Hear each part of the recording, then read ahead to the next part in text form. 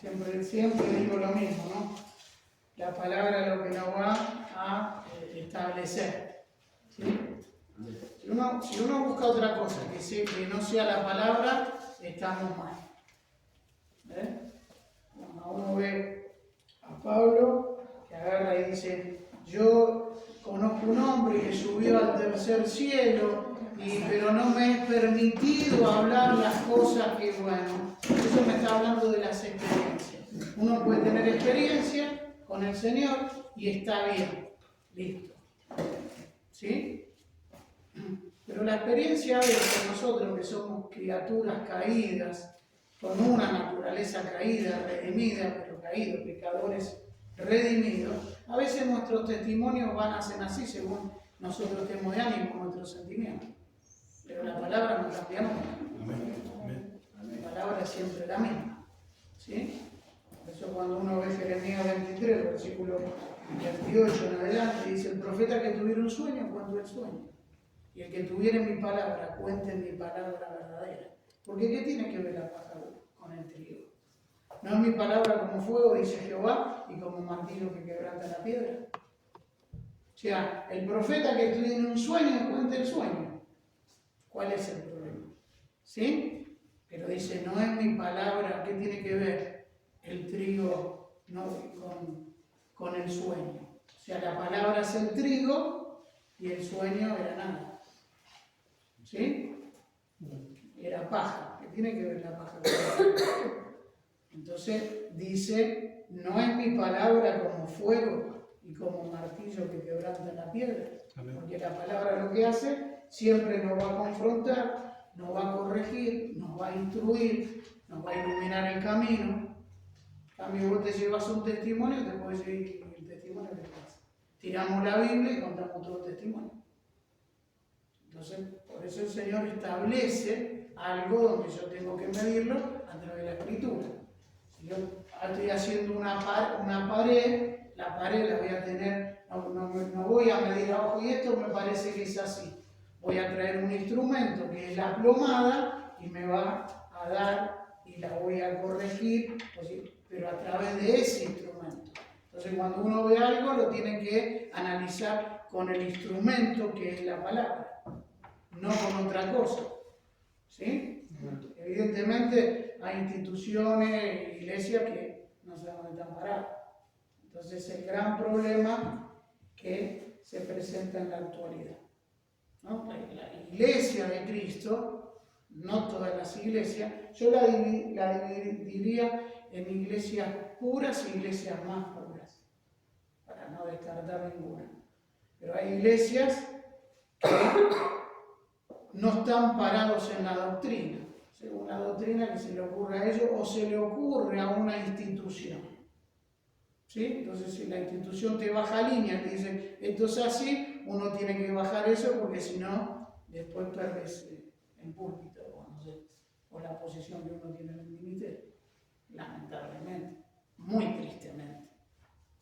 Entonces, siempre uno tiene que medir las cosas con la palabra del Señor. Por eso nos deja la palabra, por eso a Satanás lo echa con la palabra, por eso cuando pasa en el capítulo 4 por Samaria dice creemos por tu palabra y en Samaria no hay ningún milagro.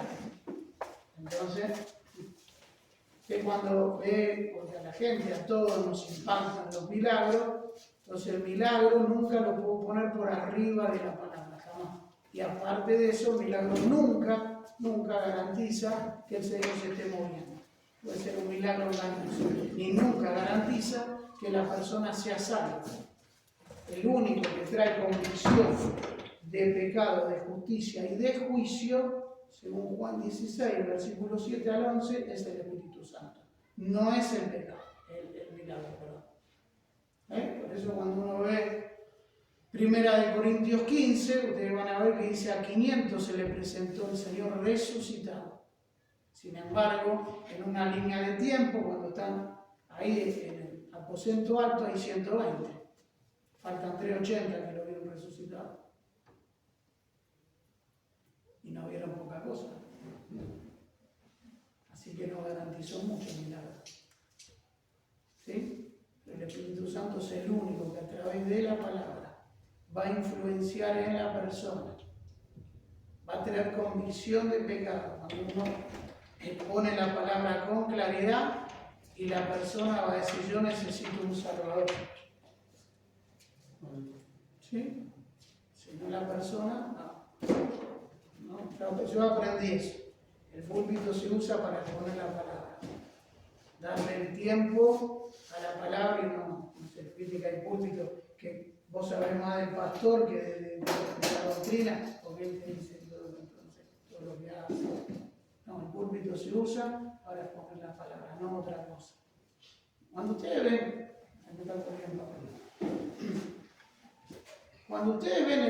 cuando uno dice, pasen al altar, por ejemplo, eso está mal dicho, porque el altar era donde se hacían los sacrificios. El último sacrificio lo hizo Cristo, no hay más altar. ¿Sí? Por eso, ustedes van a ver, tienen que estudiar eclesiología, cuando ustedes ven cuál es el elemento que se destaca en una iglesia católica. ¿Cuál es el elemento que ustedes ven que se destaca en una iglesia católica?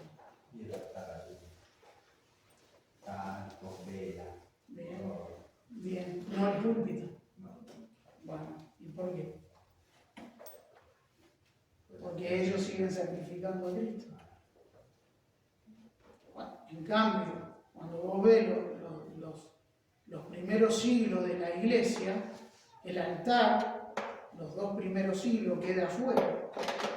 Y empieza a ser el elemento que llamaba la atención, era el púlpito.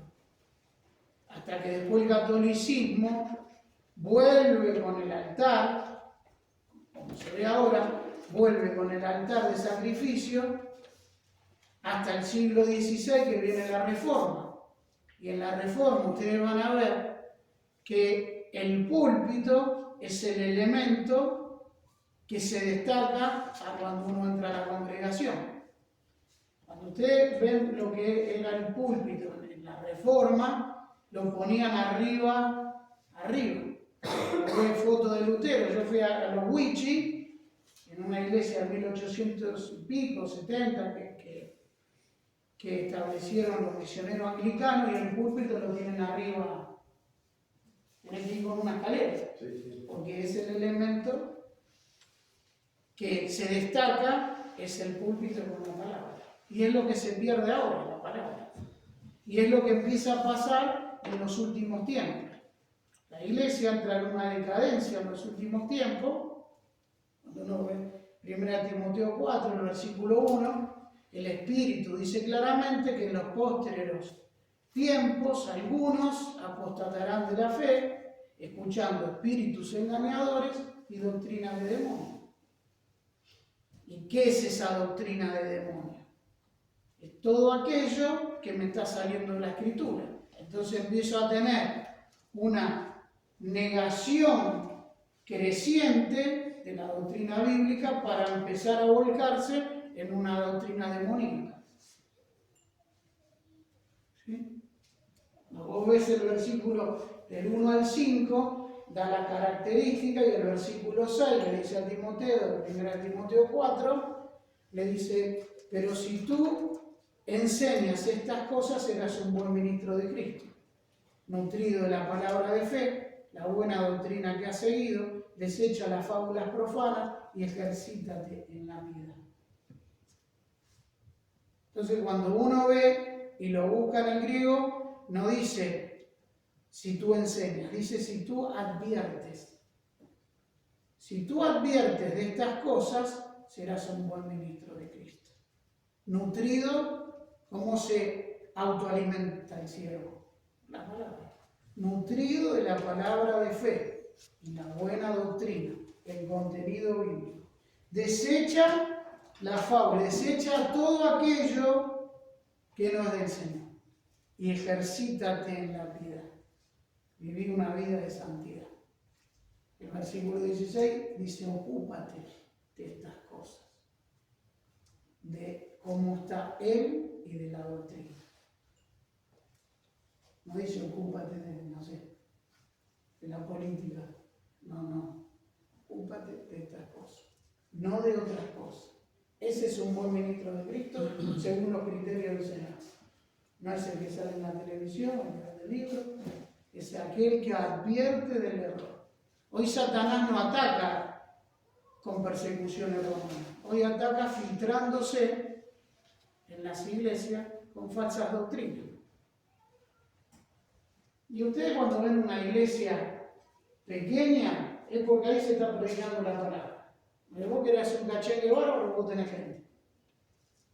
¿Sí? Y a la gente le gusta eso.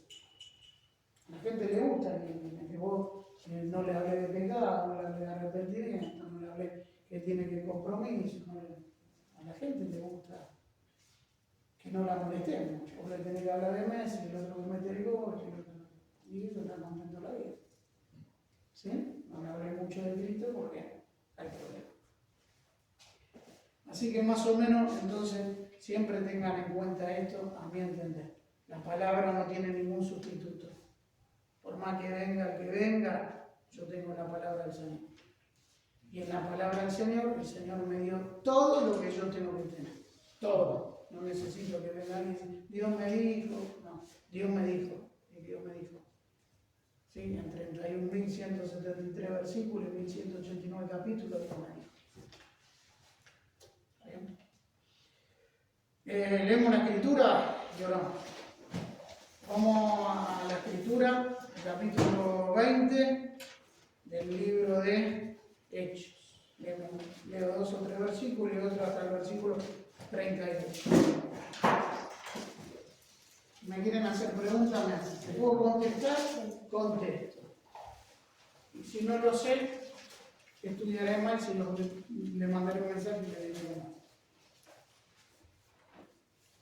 Hechos 20.